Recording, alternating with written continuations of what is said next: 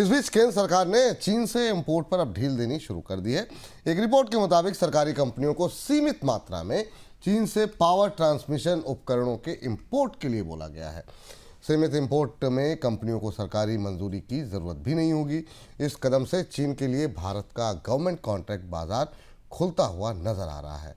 Sir, ये liberalisation के लिए कितना इंपॉर्टेंट आप मान रहे हैं, और चीन को लेकर के ये जो एक 360 डिग्री चेंज गवर्नमेंट के अंदर आता हुआ नज़रिए में दिखाई दे रहा है, इसके पीछे रीज़न क्या आप देख रहे हैं, और क्या ये बदलाव क्या कह रहा है?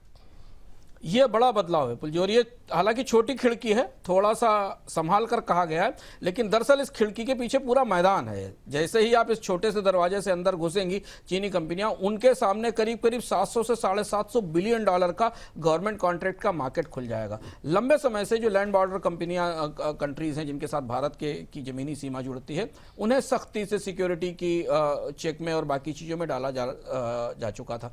दो रास्ते थे, एक तो प्रेस नोट 3 जिस पर हम आपको चर्चा कर रहे हैं, वो पैरेलली उसके भी लिबरलाइजेशन की बात चल रही है, और दूसरी तरफ गवर्नमेंट कॉन्ट्रैक्ट्स हैं। गवर्नमेंट कॉन्ट्रैक्ट्स में चीनी कंपनियों को अब सीमित आधार पर ऐसा संकेत मिल रहा है कि छोटे ऑर्डर्स के लिए की छूट दी जा सकती है, खासतौर पर उन कंपनियों के लिए जिनके ट्रैक रिकॉर्ड ठीक ठाक हैं। और यहां से हम एक बड़ा लिबरलाइजेशन होता देख रहे हैं, जिसमें बड़ा परहेज रहा था।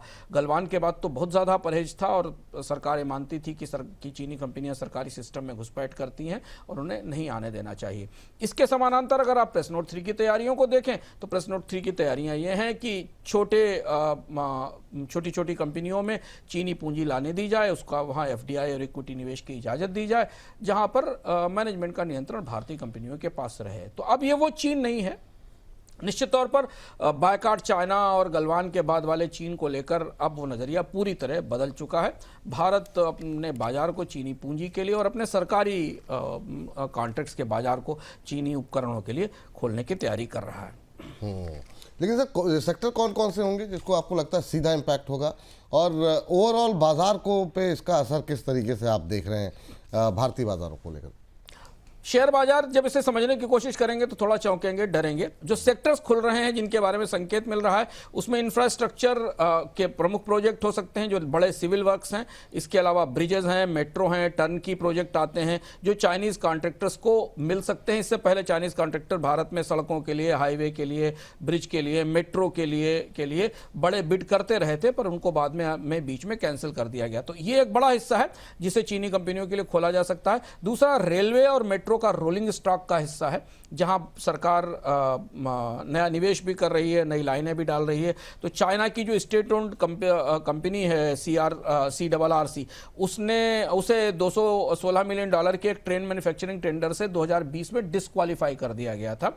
ये कोविड के बाद की बात थी, गलवान के बाद की बात थी, लेकिन अब शायद वापसी, ऐसी कंपनियों की वापसी हो सकती, खासतौर से रेलवे के कॉन्ट्रैक्ट्स में, जो कि एकमुश्त सबसे बड़ा बायर है भारत में। इसके अलावा पावर इक्विपमेंट के लिए तो इजाजत दे ही दी गई है। ग्रिड के लिए और टरबाइंस के लिए यहाँ बड़ी प्रतिस्पर्धा भी भारतीय कंपनियों को देखने को मिलेगी।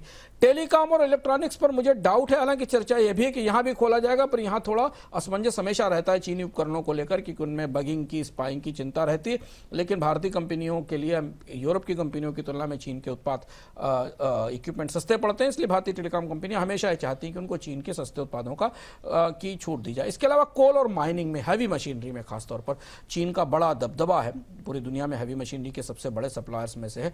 ये हिस्सा इसमें खोला जा सकता है। बाजार पर असर ये होगा अब्दुल जी कि ध्यान से जो लोग निवेश करने वाले लोग हों, वो देखें कि कहाँ चीन से कंपटीशन है, क्योंकि चीन के लिए ये सारा बाजार पहले भारतीय कंपनियों के पास था। ये इक्विपमेंट जो भारतीय कंपनियां सप्लाई करती थी भारतीय बाजार में, और महंगे थे। निश्चित तौर पर चीन जब बाजार में आता है तो वो बहुत तेजी से प्राइस कट करके आता है, और उसके पीछे चीन की बैंकिंग सिस्टम खड़ा हुआ होता है। तो जो हैवी इंजीनियरिंग इक्विपमेंट सप्लाई करने वाली कंपनियां थीं, या टेक्नोलॉजी सप्लाई करने वाली, या इंफ्रास्ट्रक्चर के प्रोजेक्ट देने वाली कंपनियां थीं, उनके लिए चीन आने वाले दिनों में बाजार में चुनौती बनेगा, और उसके प्रोजेक्ट सस्ते होंगे। ये दौर हम इससे पहले गलवान से पहले ये देख चुके हैं। तो बाजार पर इसका असर निश्चित तौर पर पड़ेगा आने वाले समय में, जो में इन सरकारी कॉन्ट्रैक्ट में भारतीय कंपनियों के सामने चीन की कंपनियां तगड़ी प्रतिस्पर्धा देंगी, ऐसा दिख रहा है।